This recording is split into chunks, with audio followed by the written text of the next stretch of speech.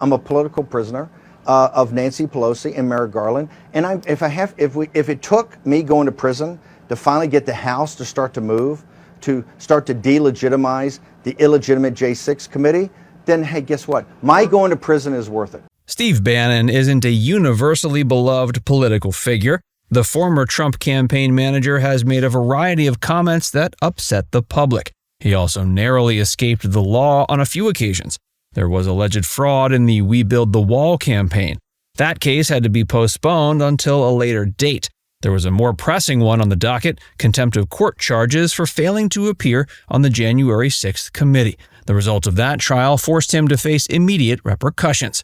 Keep watching to learn why Steve Bannon surrendered to his prison sentence. A brief look at Steve's life and career. Steve Bannon was born in Norfolk, Virginia, November 27, 1953.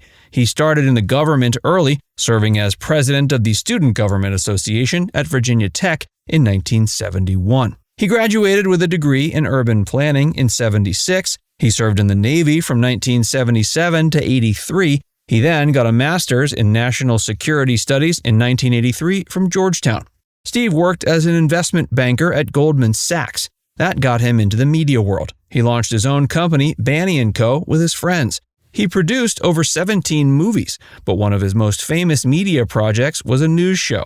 Real America's Voice was a right-wing show founded in 2020. Steve was on it along with Charlie Kirk, Ted Nugent, Gina Loudon, John Solomon, Frank Gaffney, and other media personalities. Steve moved from talking about the news behind the desk and became a part of it. He became part of Donald Trump's political campaign on August 17, 2016.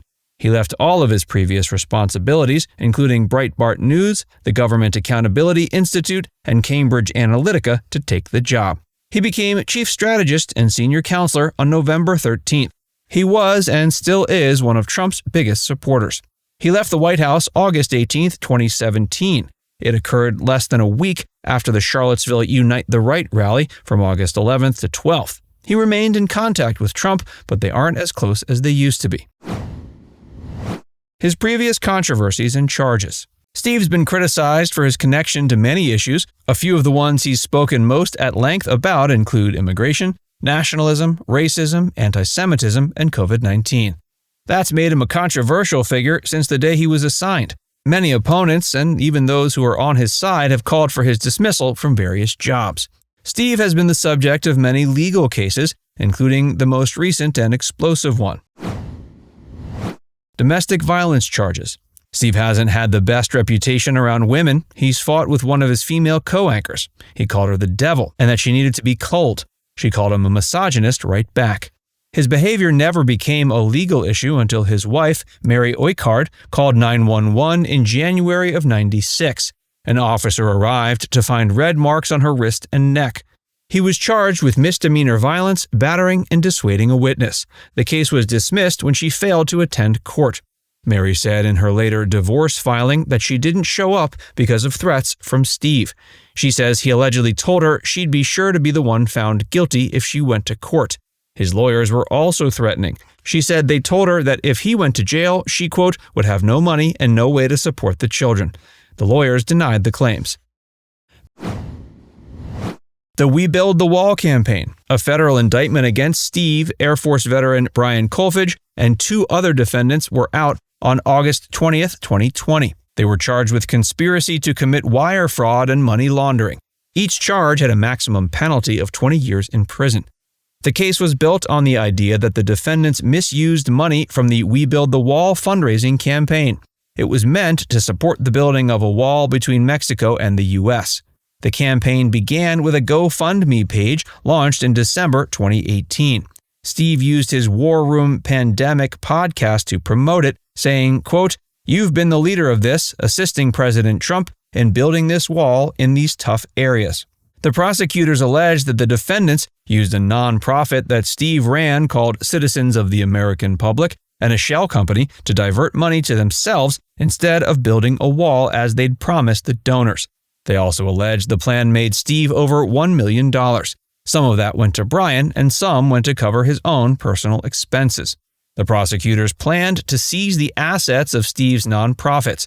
They also wanted to target other organizations aligned with Donald Trump. Steve was arrested on his yacht and pled not guilty. He was released pending trial on a $5 million bond, and he put up $1.7 million.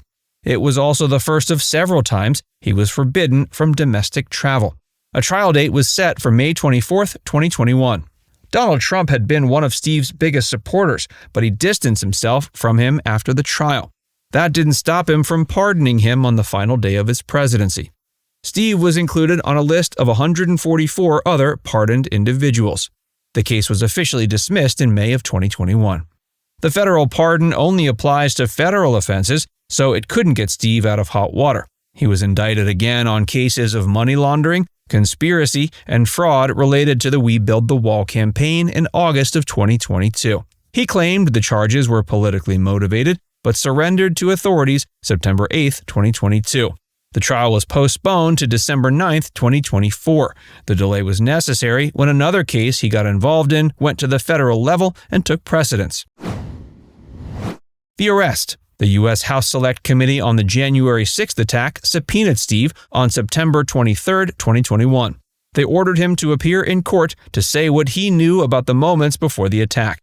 His lawyers warned them that he wouldn't show up, and they were right. He was indicted November 12, 2021, with 2 charges of criminal contempt, one of not providing documents of his relation to Donald Trump, and one of not testifying. Steve surrendered to the FBI 3 days later.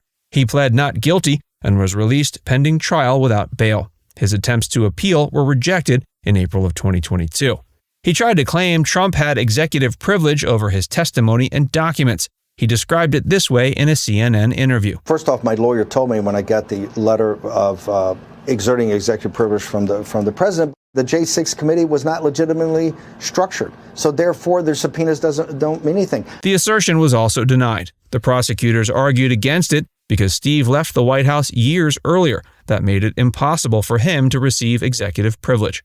The trial began July 18, 2022. Steve was found guilty on all charges. He was sentenced to 4 months in prison and a $6,500 fine. He appealed his sentence and was set temporarily free. He didn't attend his next appeal hearing, and on May 10, 2024, his sentence was upheld. He was ordered to return to prison on June 6th. He went to the Federal Correctional Institution, Danbury, in Connecticut. He told reporters he considers himself a political prisoner and that Donald Trump is still supportive of him. He also said, I am proud to go to prison. If this is what it takes to stand up to tyranny, if this is what it takes to stand up to the Garland, corrupt, criminal DOJ, if this is what it takes to stand up to Nancy Pelosi, if this is what it takes to stand up to Joe Biden. The crowd is split on their opinions of Steve on the day of his arrest. Some were holding flags in support as he spoke at a news conference shortly before surrendering. The rest were almost drowning him out by shouting, "Lock him up," and "traitor." They were so rowdy, the police had to stop traffic to let Steve's black SUV through. His appeal process will continue to play out as he sits in jail. Now it's time to hear from you. What do you think is an acceptable reason not to show up for a court case? Let us know in the comments section below.